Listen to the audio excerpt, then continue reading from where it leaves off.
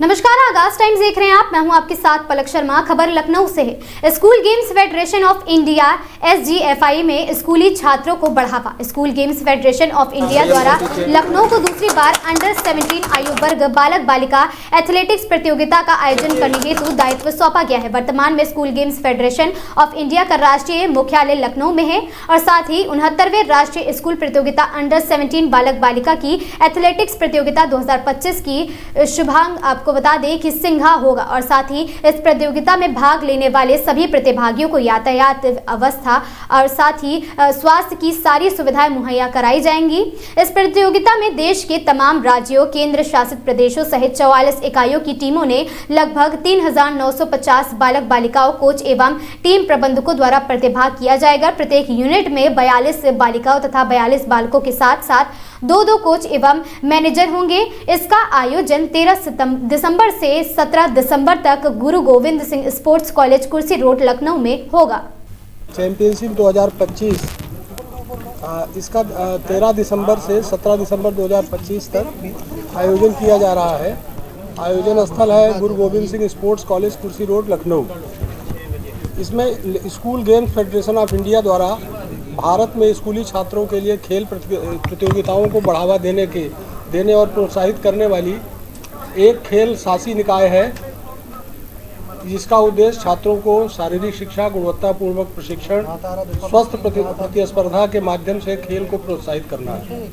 वर्तमान में school games federation of India का राष्ट्रीय मुख्यालय लखनऊ में है।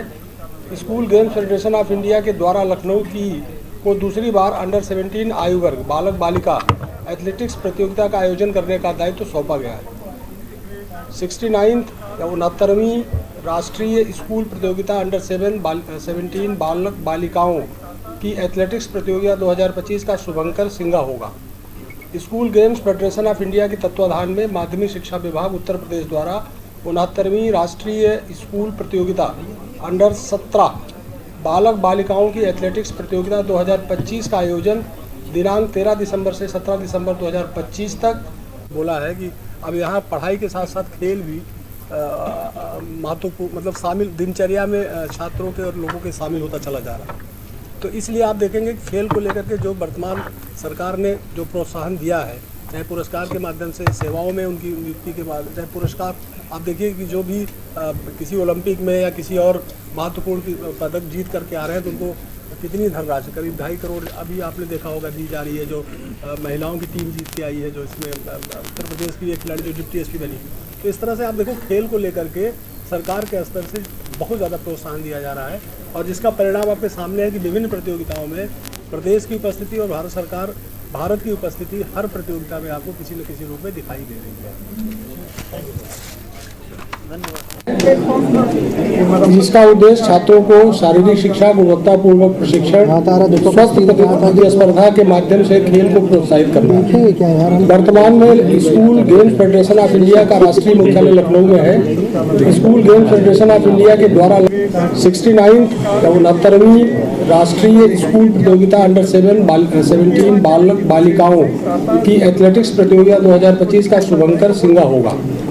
School games federation of India के तत्वाधान में माध्यमिक शिक्षा विभाग उत्तर प्रदेश द्वारा 69वीं राष्ट्रीय स्कूल प्रतियोगिता अंडर 17 बालक बालिकाओं की एथलेटिक्स प्रतियोगिता 2025 का आयोजन दिनांक 13 दिसंबर से 17 दिसंबर 2025 तक गुरु गोविंद सिंह स्पोर्ट्स कॉलेज, कुर्सी रोड, लखनऊ में किया जा रहा है।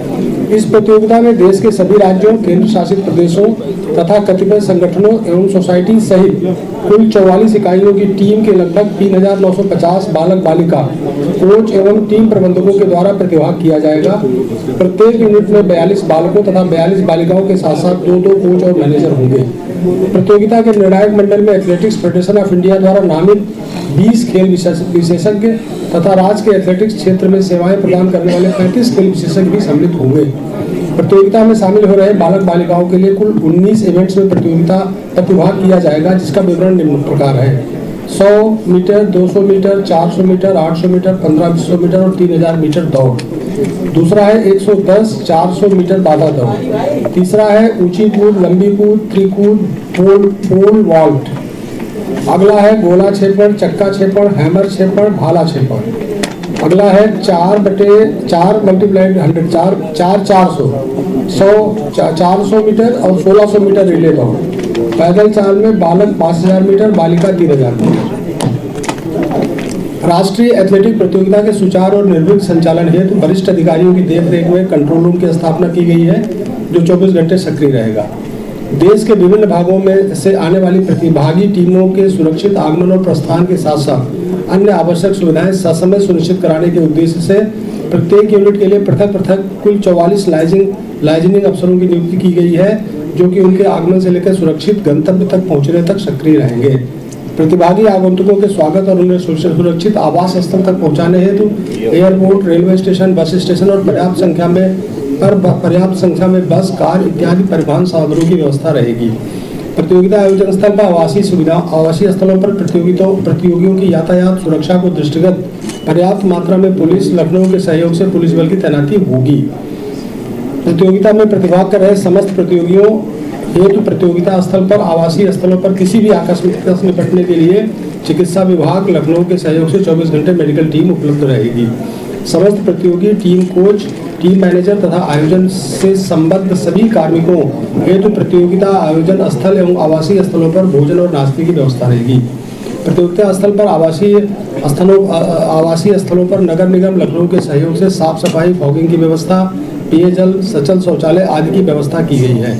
समस्त प्रतियोगिताएं अंतर्राष्ट्रीय मानक के अनुरूप आयोजित की जाएंगी। प्रत्येक इवेंट्स के लिए एथलेटिक्स फेडरेशन ऑफ इंडिया के माध्यम से दक्ष निर्णायकों की तैनाती की जाएगी। प्रतियोगिता में खिलाड़ियों के मनोबल को बढ़ाने हेतु प्रत्येक दिवस ओलंपियन एशियाड अर्जुन पुरस्कार प्राप्त खिलाड़ियों के माध्यम से प्रतिभागी खिलाड़ियों को पदक प्रदान किए जाएंगे। प्रतियोगिता में निर्णय की पारदर्शिता को बनाए रखने के लिए साइंटिफिक इलेक्ट्रॉनिक उपकरण की व्यवस्था की। स्वर्ण पदक को रजत वाले को 50,000 और दूसरी कैटेगरी में रजत को 25,000, तीसरे और कांस्य को 30,000 और तीसरी कैटेगरी में 15,000। देखिए, खेलों को लेकर के जो प्रदेश सरकार की जो माध्यमिक शिक्षा परिषद में खास करके विशेष करके आप देखेंगे पिछले 2-3 वर्षों में बहुत इस पर ध्यान दिया गया है और लगभग प्रदेश में अनेक विद्यालयों में मिनी स्टेडियम बनाए जा रहे हैं, खेल प्रतियोगिताएं आयोजित की जा रही हैं, खेल पुरस्कार योजना की जा रही है और इसी क्रम में ये भी आयोजन जो हो रहा है। तो खेलों को आज माननीय मुख्यमंत्री जी ने भी अपने भाषण में आपने देखा होगा कि वहाँ पे बोला है कि अब यहाँ पढ़ाई के साथ साथ खेल भी ओलंपिक में या किसी और महत्वपूर्ण पदक जीत करके आ रहे हैं तो उनको कितनी धनराशि करीब 2.5 करोड़ अभी आपने देखा होगा दी जा रही है, जो महिलाओं की टीम जीत के आई है, जो इसमें उत्तर प्रदेश की एक खिलाड़ी जो डिप्टी एसपी बनी। तो इस तरह से आप देखो खेल को लेकर के सरकार के स्तर से बहुत ज़्यादा प्रोत्साहन दिया जा रहा है और जिसका परिणाम आपके सामने है कि विभिन्न प्रतियोगिताओं में प्रदेश की उपस्थिति और भारत की उपस्थिति हर प्रतियोगिता में आपको किसी न किसी रूप में दिखाई दे रही है। Thank you sir. शिक्षा हमारे जो माध्यमिक शिक्षा विभाग की तरफ से ये 13 से 17 दिसंबर तक ये जो एथलेटिक्स का आयोजन हो रहा है और इसमें बहुत सारी टीमें भाग ले रही हैं।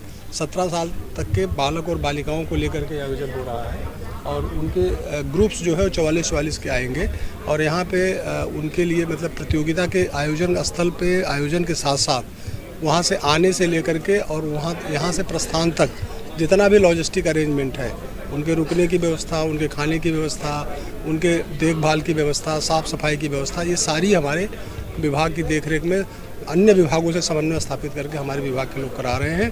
प्रत्येक टीम के साथ हमारे विभाग के अधिकारी उनके साथ लगे हुए हैं, उनके साथ रहेंगे लाइजन अफसर के रूप में, तो किसी को भी कोई असुविधा नहीं होगी। और ये 13 से लेकर के 17 दिसंबर तक का जो आयोजन होगा ये निश्चित रूप से माध्यमिक शिक्षा विभाग के उसमें इतिहास में एक ऐतिहासिक आयोजन होगा और हम उम्मीद करते हैं कि सब लोग मिल करके इसको बहुत अच्छे तरीके से आयोजित करेंगे। Thank you. इस खबर में बस इतना ही। ऐसी खबरों से लगातार जुड़े रहने के लिए बने रहें हमारे साथ और देखते रहें आगाज़ टाइम्स।